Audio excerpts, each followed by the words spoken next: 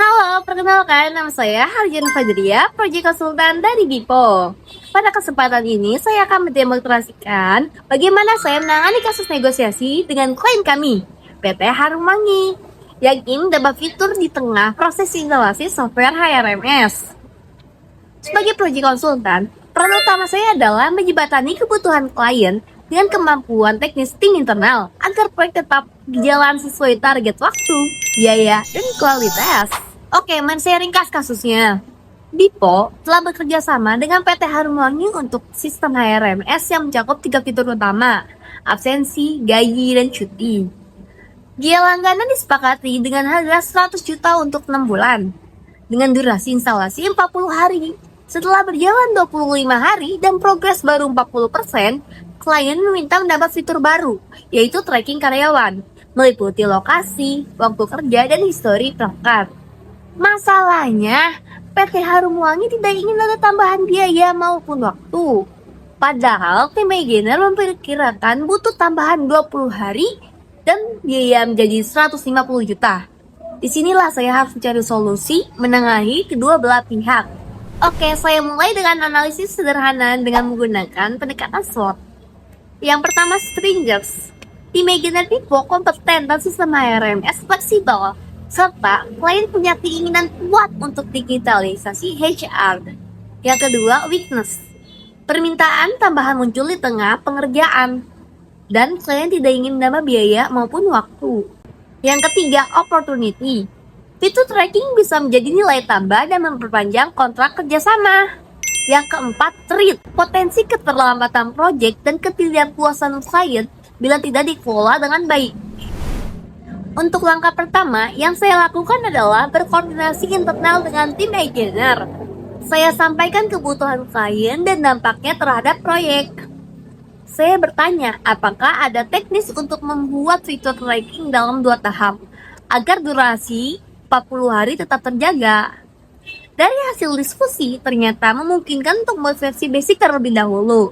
Cukup menampilkan lokasi dan waktu kerja tanpa histori detail. Versi lanjutan bisa dilakukan setelah sistem utama selesai. Langkah kedua, saya menyiapkan strategi komunikasi ke klien dengan 2 opsi negosiasi. Saya menyiapkan 2 alternatif yang sama-sama berorientasi pada solusi. Opsi pertama, opsi A, fitur lengkap, yaitu tambahan waktu 20 hari dan biaya 50 juta. Hasilnya sistem lebih lengkap sejak awal. Yang kedua, opsi B, fitur basic plus upgrade. Tidak ada tambahan biaya, timeline tetap 40 hari.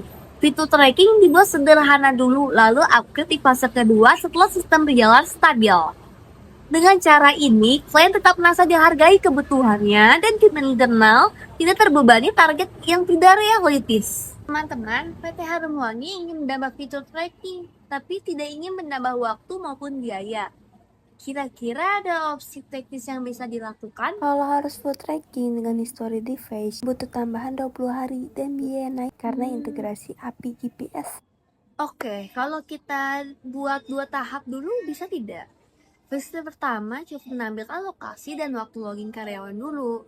Lalu histori kedua kita menambahkan setelah HRMS utama live. Itu bisa, asal ada tambahan waktu sekitar 5 hari saja untuk penyesuaian modul. Oke, baik. Saya pun sampaikan opsi ini ke klien sebagai alternatif kompromi. Terima kasih Bu atas masukannya dan kepercayaan yang sudah diberikan kepada Bipo. Kami memahami pentingnya fitur tracking untuk mendukung sistem WFH di perusahaan Anda. Setelah kami kaji, fitur ini membutuhkan waktu dan biaya tambahan agar hasilnya optimal. Tapi kami berharap bisa tetap sesuai jadwal dan tidak ada tambahan biaya karena ini belum dianggarkan. Baik, kami sangat menghargai pertimbangan itu.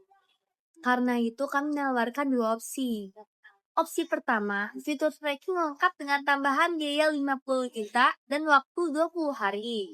Opsi kedua, fitur tracking versi dasar tanpa biaya. Nanti bisa kami upgrade setelah sistem HRMS utama berjalan. Dengan opsi kedua, timeline tetap aman 40 hari dan Ibu tetap mendapatkan fungsi tracking dasar untuk mendukung kebijakan WFH. Baik, sepertinya opsi kedua lebih cocok untuk kami di kondisi saat ini. Terima kasih. Nanti saya kirimkan revisi timeline dan roadmap upgrade agar kita bisa review bersama.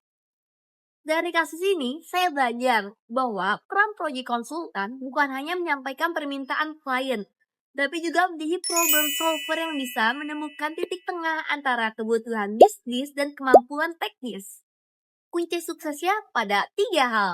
Yang pertama, komunikasi terbuka, kedua arah. Yang kedua, negosiasi berbasis solusi, bukan pembenaran. Yang ketiga, menjaga hubungan jangka panjang, bukan hanya jangka pendek. Dengan pendekatan ini, proyek tetap berjalan lancar, tim internal tetap realistis, dan klien merasa puas karena kebutuhannya tetap terakomodasi. Sekian presentasi dari saya, mohon maaf bila ada kesalahan kata. Terima kasih.